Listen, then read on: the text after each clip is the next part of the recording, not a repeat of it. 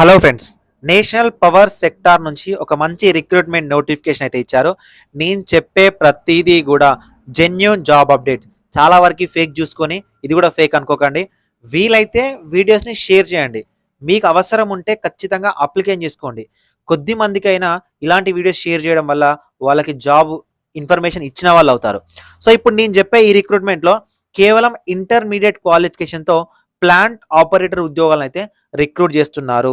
So ఈ ఉద్యోగాలకు application చేసుకోవడానికి మీకు ఉండవలసిన కనీస అర్హత ఇంటర్మీడియట్, అదేవిధంగా 18 నుంచి 24 సంవత్సరాల ఏజ్ ఓసీ వాళ్ళకు, 27 ఓబీసీ, 29 ఎస్సీ ఎస్టీ క్యాండిడేట్స్ ఉంటే అప్లికేషన్ చేసుకోవచ్చు.